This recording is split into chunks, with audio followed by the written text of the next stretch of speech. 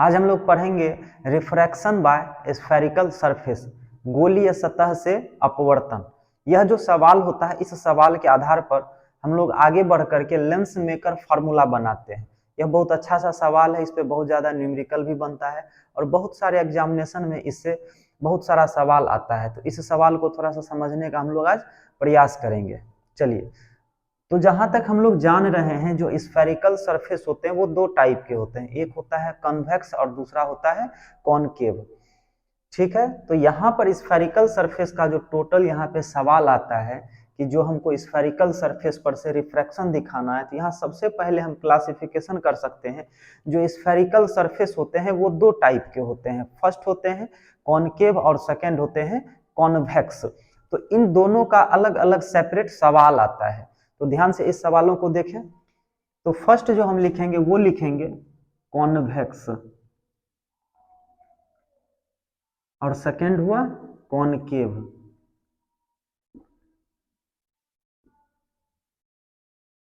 इसमें सरफेस लगा देते हैं।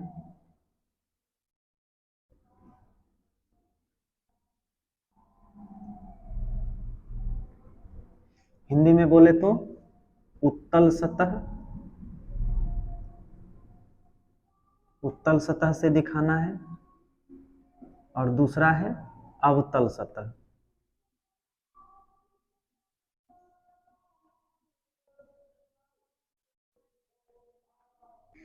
चलिए, इसके बाद जो यहाँ पे सवाल बनेगा, यह टोटल दो सवाल बनेगा। पहला जो सवाल बनेगा वो बनेगा कॉन्वेक्स सरफेस के लिए, और सेकंड जो बनेगा वो बनेगा कॉनकेव सरफेस के लिए।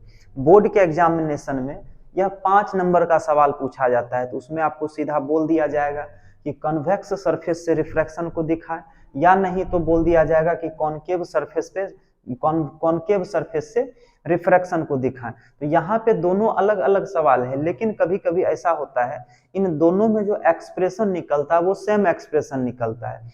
यदि सेम एक्सप्रेशन पूछा तो वहां पर आपके ऊपर डिपेंड है, आप इसको बनाएं या तो इसको बनाएं। तो चलिए, हम आज पहला सवाल इसको देखते हैं, उसके बाद थोड़ी देर में हम सवाल को बनाने का कोशिश करेंगे। तो पहला जो सवाल है वो है कॉन्वेक्स सरफेस से रिफ्रैक्शन को दिखाना है। इस सवाल को आप लिख भी सकते हैं। इस सवाल को हम बोलेंगे so that refraction by spherical surface, Hindi में बोलें तो उत्तल सतह से अपवर्तन को दिखाएं। इसमें आपको रे डायग्राम खींचना पड़ेगा, उसके बाद आपको इसको बनाना पड़ेगा। तो चलिए, आज का वीडियो हम लोग यहीं से शुरू करते हैं। Hello and welcome back, this is Roshan sir, your physics teacher. तो चलिए, हम सवाल की ओर चलते हैं।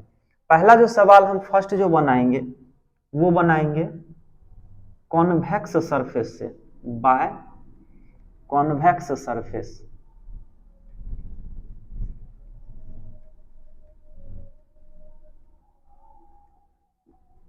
चलिए, तो सबसे पहले हम यहाँ पे एक कॉन्वेक्स सरफेस बनाते हैं, उसके बाद इसका देखते हैं कि कैलकुलेशन किस तरह से होता है।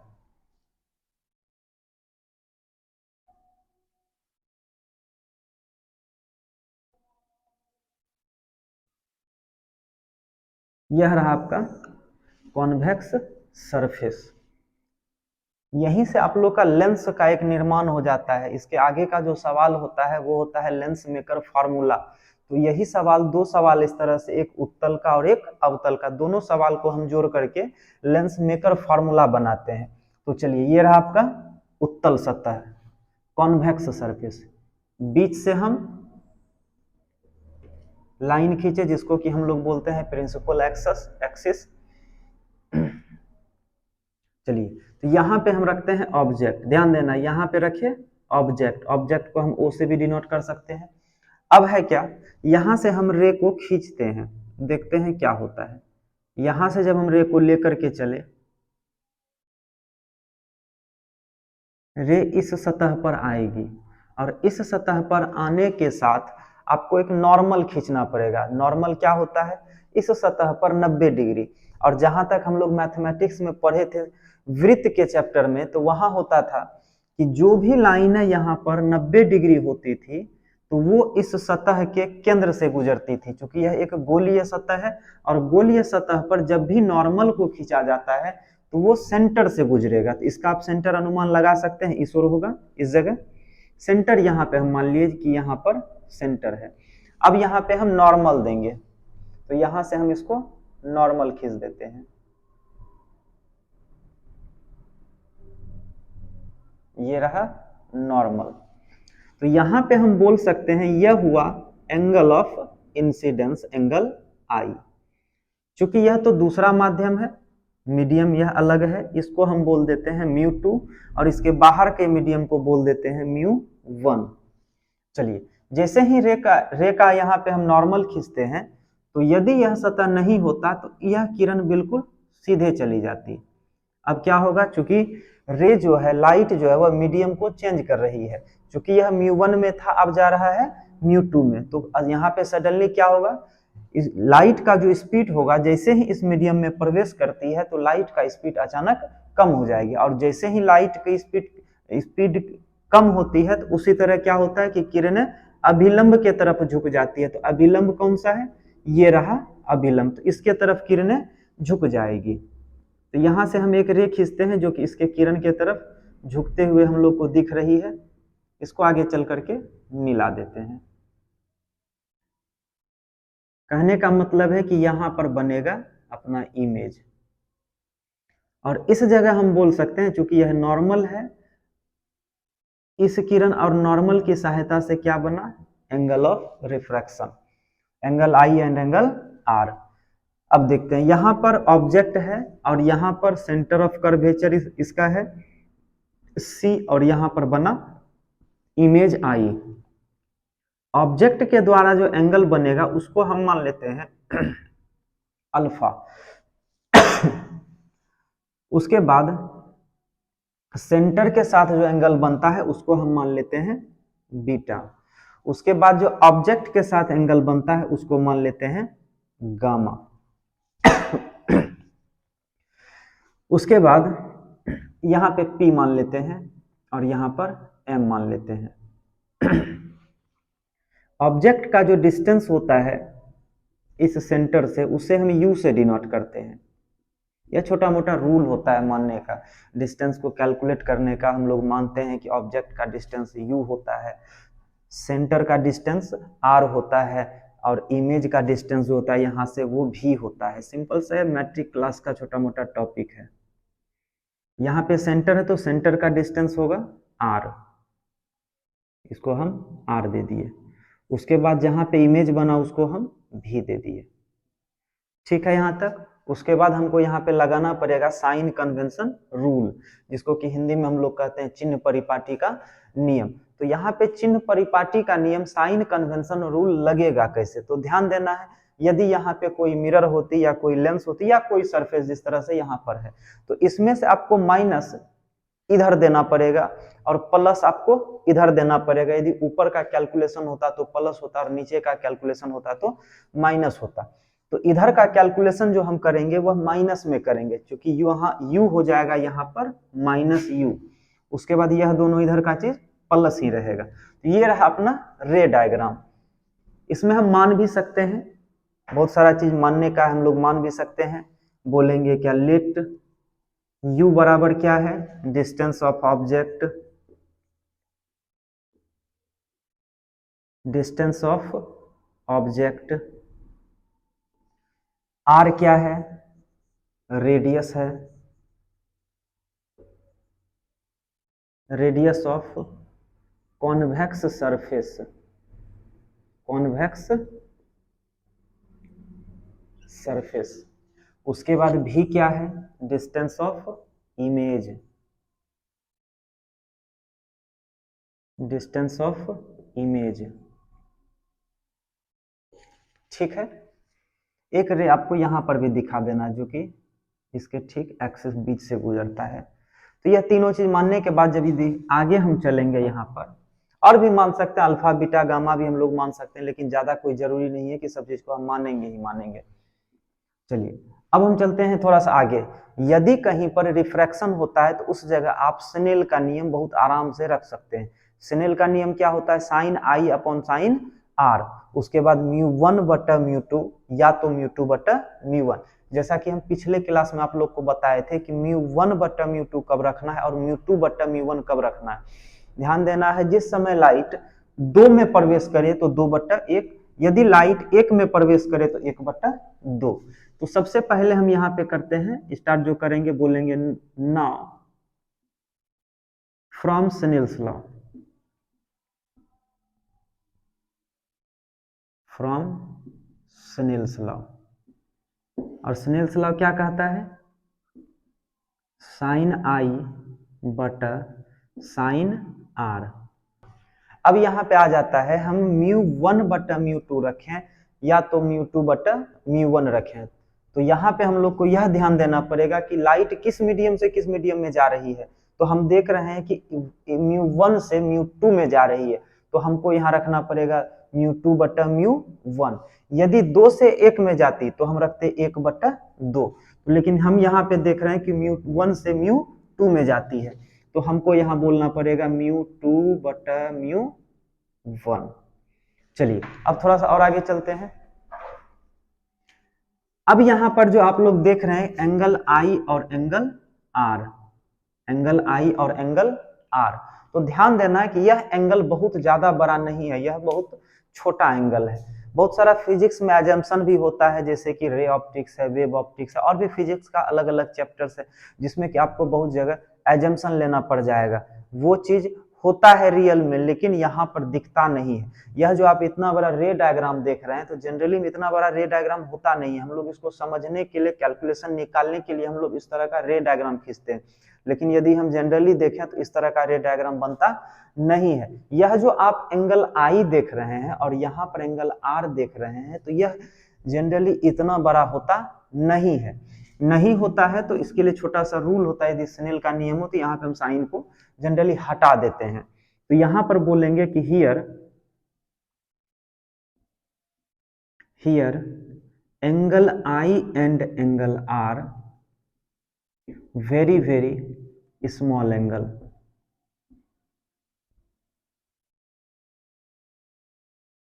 स्मॉल एंगल तो क्या होगा, यहाँ पे साइन और साइन को हम हटा देंगे, सीधा बोलेंगे I/R equal to μ2/μ1। Cross multiplication कर देते हैं, I into μ1 equal to R into μ2। यहां तक जब किए तो अब है कि यह इक्वेशन अब आगे जाने वाला नहीं है, यहाँ पे आकर के यह अटक जाता है। तो इसको हम करते हैं समीकरण 1। अब थोड़ा सा चलते हैं, यदि हम यहाँ पे I और R का एक वैल्यू रख दें तो ये सवाल फिर आगे चल जाएगा, फिर यह आगे यह बनना शुरू कर देगा। लेकिन हम अपने पास यहाँ पर I और R का वैल्यू पता नहीं है, तो हम कोशिश करते हैं I और R का वैल्यू निकालने के लिए। तो हम देख रहे हैं कि यहाँ पर है I और इस जगह है एंगल R। तो हम सबसे पहले I को निकालने का कोशिश करते हैं। इस I को जो हम देख रहे हैं वह जो है ट्राइंगल OCM का एक एक्सटर्नल एंगल है, जिसको कि हिंदी में हम लोग बोलते हैं बहिष्कोण। OCM ट्राइंगल का बहिष्कोण है आपका I। तो जैसा कि आपको पता होगा कि त्रिभुज का जो बहिष्कोण होता है, त्रिभुज का किसी ट्राइंगल का एक्सटर्नल एंगल होता है, अंदर में जो दो एंगल होता है उसका सम होता है। तो यहाँ पे यदि हम I को पता करें कि I का वैल्यू क्या है, तो हम बोल सकते हैं I equal to alpha plus beta. चलिए तो सबसे पहले हम चलते हैं इस ट्राइंगल में, तो बोलेंगे इन ट्राइंगल OCM में, यहां पर जब चलते हैं तो हम देखते हैं कि एंगल I इक्वल टू होता है अंदर में जो दो एंगल है alpha plus beta, alpha plus beta. तो चलिए यहाँ पे हम निकाल लेते हैं I। अब चलेंगे थोड़ा सा R के लिए, तो R हम कैसे निकालेंगे, तो हम देख रहे हैं कि यहाँ पर जो एक छोटा सा ट्रायंगल है इसके अंदर में R है। अब R को हम बाहर निकालेंगे कैसे, तो हम यह करते हैं कि यहाँ पर जो एंगल बीटा बना हुआ है इसको मान लेते हैं एक्सटर्नल एंगल। यदि इसको एक्सटर्नल मानेंगे तो इन दोनों को जोड़ना पड़ेगा, उसके बाद इसको हम बराबर की इस ओर करके यहाँ से R निकाल सकते हैं। तो फिर हम चलेंगे,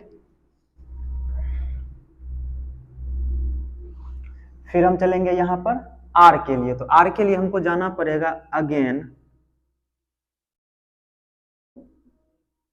अगेन बोलेंगे in triangle CMI, triangle CMI आई में। यहाँ पर जब हम चलते हैं तो हम देख रहे हैं कि बीटा एक्सटर्नल एंगल है, तो beta equal to R plus gamma, तो बोलेंगे beta equal to R plus gamma.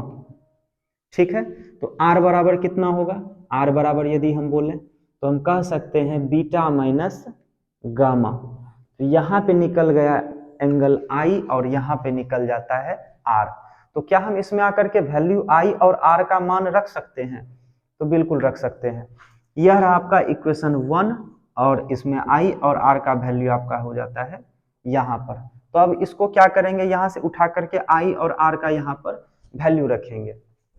इसमें हम इस समीकरण को लेंगे और इस समीकरण को लेंगे और यहाँ पर आर के वैल्यू कर लेंगे। तो चलिए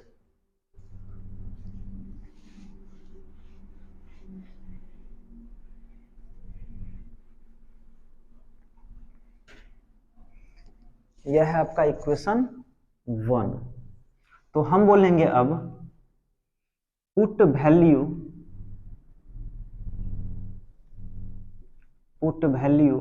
of angle I and angle R किसमें,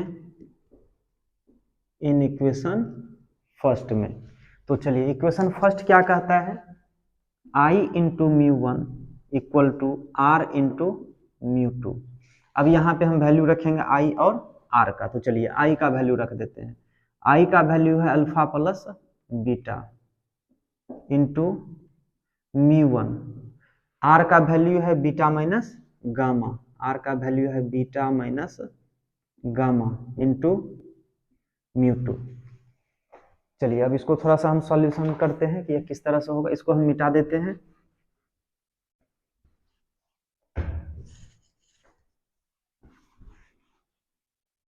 चलिए तो इसको हम ब्रैकेट को देते हैं खोल करके, तो क्या हो जाएगा alpha into mu 1 plus beta into mu 1 equal to beta into mu 2 minus gamma into mu 1। इसके बाद करते हैं क्या, इस बीटा म्यू 1 को उस पार भेज देते हैं और इसको इस पार कर देते हैं। तो क्या होगा alpha into mu 1 plus gamma into mu 1 equal to beta into mu 2 minus beta into mu 1। ठीक है, यहाँ तक कोई दिक्कत। चलिए यहाँ पे हम करते हैं बीटा और बीटा को कॉमन ले लेते हैं। उसके बाद चलिए देखते हैं अल्फा इंटू म्यू 1, यहाँ पर म्यू 2 होगा और यहाँ पर म्यू 2। या जब दोनों में गुना होगा तो बीटा भी म्यू 2 के साथ जाएगा, उसके बाद गामा भी म्यू 2 के साथ। इसीलिए यहाँ पे म्यू 2 है, तो इसको यदि इस पार करते हैं यहाँ पर म्यू 2 आएगा। क्या होगा plus gamma into mu 2, beta को हम ले लेते हैं कॉमन। क्या होगा म्यू 2 माइनस म्यू 1। चलिए तो यहाँ पे अब थोड़ा सा आगे के स्टेप में हमको अल्फा बीटा और गामा का मान रखना पड़ेगा कि इस एंगल का वैल्यू कितना है। एक 9th क्लास में मैथमेटिक्स में थ्योरम हुआ करता था कि कोण बराबर चाप बटा त्रिज्या, एंगल इक्वल टू आर्क बटा रेडियस। तो यहाँ पे हम एंगल का वैल्यू रखेंगे, क्योंकि होता है कोण बराबर चाप बटा त्रिज्या। यदि हम बोलें कि बीटा कितना होगा, कोण बराबर क्या, तो चाप बटा त्रिज्या, यहाँ से लेकर के यहाँ तक का डिस्टेंस, कोण बराबर चाप बटा त्रिज्या। यदि हम गामा को भी लगाएंगे तो कोण बराबर चाप बटा त्रिज्या। यह भी एंगल है तो इसको भी यदि रखेंगे तो चाप बटा त्रिज्या। यहाँ पे आपको अल्फा बीटा और गामा का मान रखना पड़ेगा। तो अल्फा देखिए, अल्फा यहाँ पर है, तो यहाँ पर बोलेंगे पुट अल्फा बराबर क्या होगा, चाप बटा त्रिज्या। तो चाप का वैल्यू है एमपी और त्रिज्या का वैल्यू है माइनस यू। उसके बाद है बीटा, तो बीटा का वैल्यू होगा, यहाँ पे बीटा है तो चाप बटा त्रिज्या, चाप बटा त्रिज्या। तो चाप का वैल्यू है एमपी और त्रिज्या का वैल्यू है आर, एमपी बटा आर। उसके बाद है गामा, तो गामा का वैल्यू है यहाँ पर तो गामा बराबर होगा चाप बटा त्रिज्या MP बटा V। तो गामा बराबर MP बटा V। इसका वैल्यू हम आराम से यहाँ पर रख सकते हैं। तो चलिए देखते हैं। अल्फा का मान रखेंगे MP बटा माइनस U, तो MP बटा minus U into mu 1। Gamma का रखेंगे MP बटा V, MP बटा V इंटू म्यू 2 बराबर बीटा का रखेंगे MP बटा R, MP बटा R into mu 2 minus mu 1। अब यहाँ से हम MP को कॉमन ले सकते हैं, क्योंकि इसमें भी MP है, यहाँ पर भी MP और यहाँ पर भी MP को निकाल लेते हैं कॉमन, और इस माइनस टर्म को उधर कर देते हैं, प्लस को इधर कर देते हैं। यदि हम MP को ले लेते हैं कॉमन, तो अपने पास बचेगा mu 2 upon V minus mu 1 upon U equal to, इधर हो जाएगा MP बटा R म्यू 2 माइनस म्यू 1। तो देखिए यहाँ पर MP हो जाता है कैंसिल। तो फाइनल अपने पास जो एक्सप्रेशन निकलता है, यहाँ पर फाइनल एक्सप्रेशन जो निकला वो निकलता है